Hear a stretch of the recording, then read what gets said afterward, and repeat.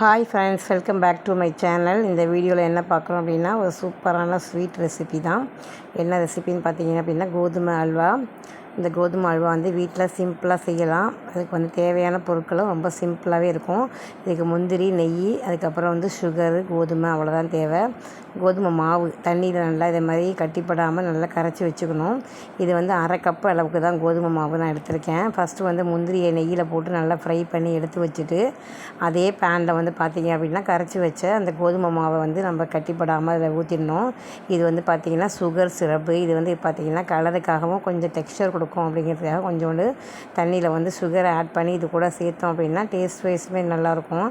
அதுக்கப்புறம் நமக்கு தேவையான சுகரை வந்து இதை ஆட் பண்ணிக்கலாம். இதில் என்ன ஒரே ஒரு மைனஸ் பார்த்திங்கன்னா, இந்த கோதுமை மாவை வந்து நம்ம கை விடாமல் வந்து மீடியம் ஃப்ளேவரில் வச்சு பார்த்திங்க அப்படின்னா இதை மாதிரி வந்து கிளறி விட்டுட்டே இருக்கணும். பக்கத்தில் வந்து பார்த்திங்கன்னா சுகர் சிரப்பும் ரெடி ஆகிடுச்சு. இதை வந்து இது கூட ஆட் பண்ணோம் அப்படின்னா கொஞ்சம் நல்லா அந்த அல்வா கன்சிஸ்டன்சிக்கு வரும். அதுக்காக இந்த மாதிரி ரெடி பண்ணியிருக்கோம். இந்த பாருங்கள் வந்து அல்வா இதில் வந்துருச்சு. ஆனால் வந்து ரொம்ப அதிகமாக வந்து இதுக்கு தீ வைக்காமல் ஒரு மீடியம் இல்லைன்னா ஸ்லோவாக வச்சு என்ன பண்ணணும், பொறுமையாக கொஞ்சம் கொஞ்சமாக அந்த சுகர் சிரப்பு இருக்கு இல்லையா, அதை வந்து ஆட் பண்ணிகிட்டே இருக்கணும். உங்களுக்கு தேவைன்னா இது வந்து கலர் போட்டுக்கலாம். இது ஆப்ஷனல் தான் கலர் ஆட் பண்ணுறது. இல்லை வேணாம் அப்படின்னு பார்த்தீங்கன்னா நேச்சுரலாக இது பண்ணிக்கலாம். இதில் வந்து எந்த அளவுக்கு நம்ம வந்து நெய்யை ஆட் பண்ணுறோமோ அந்த அளவுக்கு இந்த அல்வா வந்து உருண்டு திரண்டு அந்த பாத்திரத்தில் வந்து ஒட்டாமல் வரும். நல்லா வந்து பார்த்திங்கன்னா வந்து அப்படியே அந்த இதை பார்த்திங்க அப்படின்னா ஹீட்டு வந்து கம்மியாக வைக்கணும். இப்போ வந்து நமக்கு எந்த அளவுக்கு சுகர் தேவையோ அந்த அளவுக்கு நம்ம வந்து சுகர் ஆட் பண்ணிக்கணும். ஆல்ரெடி வந்து சுகர் சிரப்பு இதில் சேர்த்துருக்கோம். அதனால் கம்மியாகவே கொஞ்சம் கொஞ்சமாக சேர்க்கணும். அடி பிடிக்காமல் பார்த்திங்க அப்படின்னா இப்படி கிளறி விட்டுட்டே இருக்கணும். எனக்கு அல்வா அப்படின்னாலே வந்து பார்த்திங்கன்னா சின்ன பிள்ளையில் வந்து எங்கள் அப்பா அல்வா வாங்கிட்டு வருவாங்க.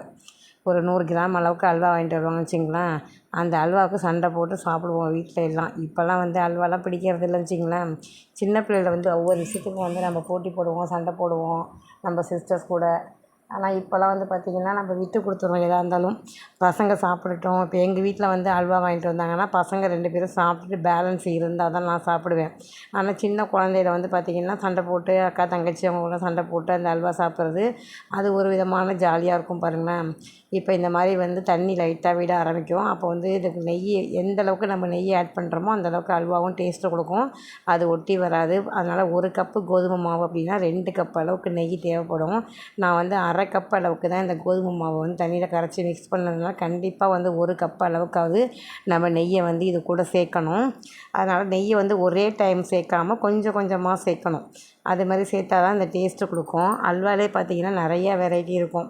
திருநெல்வேலியில் அல்வா ஃபேமஸ்ஸு. இருட்டுக்கடை அல்வான்னு சொல்லுவாங்க. அப்புறம் கோதுமை அல்வா, அசோகா அல்வா, அப்புறம் ஃப்ரூட் அல்வா, அதேமாரி வந்து வெரைட்டி ஆஃப் அல்வா இருக்கும். இது வந்து சிம்பிளாக செய்யக்கூடிய ஒரு சிம்பிள் ஸ்வீட் ரெசிபி தான்.